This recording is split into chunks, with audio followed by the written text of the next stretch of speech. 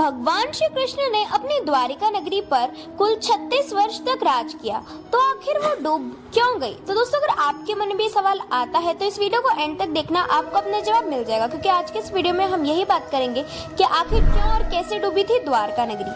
तो दोस्तों, पुराने ग्रंथों में द्वारका नगरी के डूबने पर दो कथाओं का विवरण मिलता है। सबसे पहली कथा है माता गांधारी का भगवान श्री कृष्ण को श्राप।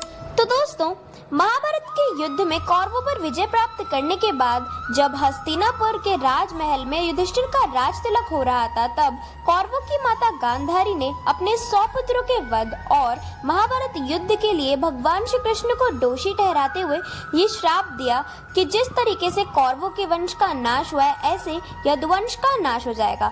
वहीं दूसरी कथा है ऋषियों द्वारा श्री कृष्ण पुत्र सांब को श्राप। दोस्तों, कथा के अनुसार महाभारत युद्ध के 36 वर्ष बाद द्वारका नगरी में तरह तरह के अपशगुन होने लगे। तब महर्षि विश्वामित्र, ऋषि कर्ण और देवर्षि नारद मुनि आदि द्वारका नगरी में आए। तब यादव कुल के नवयुवकों ने उनके साथ परिहास करने की सोची। वे श्री कृष्ण पुत्र सांब को स्त्री वेश में ऋषियों के पास लेके गए और उनसे कहा कि ये स्त्री गर्भवती है, अब आप लोग बताइए कि इसके गर्भ से क्या उत्पन्न होगा। तब सभी ऋषिगण ध्यान लगाने लगे। तब उन्हें पता चला कि जिसको ये सब लोग स्त्री बता रहे हैं, असल में वह एक पुरुष है। और तब वे अत्यंत क्रोधित हो गए और उन्होंने कहा कि तुम लोगों ने हमारा अपमान किया है, इसीलिए श्री कृष्ण का ये पुत्र एक लोहे के मूसल को जन्म देगा, जिससे तुम लोग अपने समस्त कुल का संहार करोगे। इस मूसल के प्रभाव से केवल श्री कृष्ण और बलराम ही बच पाएंगे। उधर जब श्री कृष्ण को ये बात पता चली तो उन्होंने कहा ये बात अवश्य सत्य होगी। वहीं श्राप के प्रभाव से अगले ही दिन सांब ने एक मूसल को जन्म दिया। जब इस बात का पता राजा उग्रसेन को चला, तब उन्होंने उस मूसल को चुराकर समुद्र में फेंकवा दिया। इसके बाद राजा उग्रसेन और श्री कृष्ण ने द्वारका नगरी में घोषणा करवा दी कि कोई भी अंधकवंशी व वृषणी अपने घर में मदिरा तैयार नहीं करेगा, और अगर ऐसा कोई भी करता हुआ पकड़ा गया तो उसे मृत्यु दंड दिया जाएगा।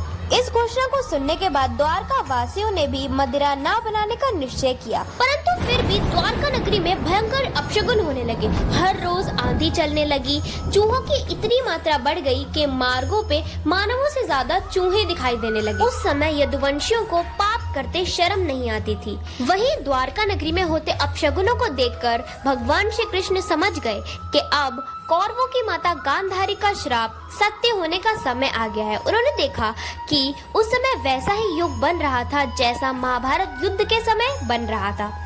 फिर श्री कृष्ण ने सभी यदुवंशियों को तीर्थ यात्रा करने की आज्ञा दी। श्री कृष्ण की आज्ञा से सभी राजवंशी समुद्र के तट पर प्रभास तीर्थ आकर निवास करने लगे। तभी प्रभास तीर्थ में रहते हुए एक दिन आवेश में आकर सात्यकी ने कृतवर्मा का उपहास उड़ाया और अनादर कर दिया। तभी कृतवर्मा ने भी सात्यकी से कुछ ऐसे शब्द कहे जिससे क्रोध में आकर सात्यकी ने कृतवर्मा का वध कर दिया। यह देख अंधकवंशियों ने सात्यकी को घेर लिया और हमला कर दिया।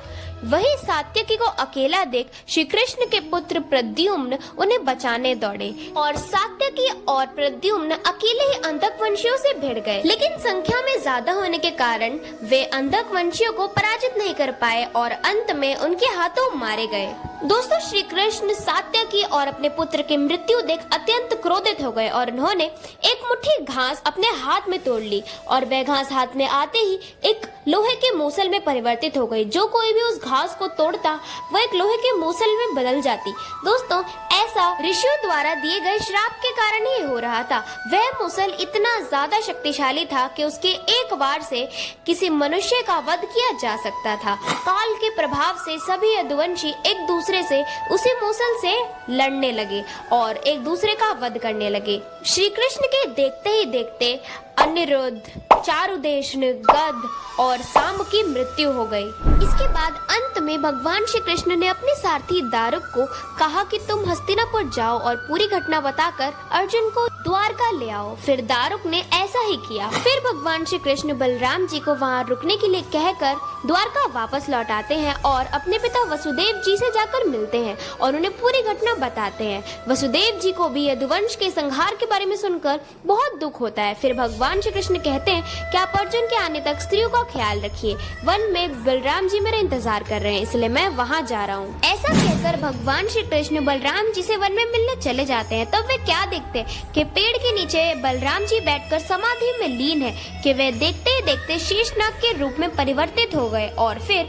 वे भी भगवान श्री कृष्ण से आज्ञा लेकर वैकुंठ धाम वापस लौट गए। बलराम जी के देह त्यागने के बाद भगवान श्री कृष्ण वन में इधर उधर घूमने लगे कि तभी वे एक पेड़ के नीचे बैठ गए और माता गांधारी के दिए हुए श्राप के बारे में सोचने लगे।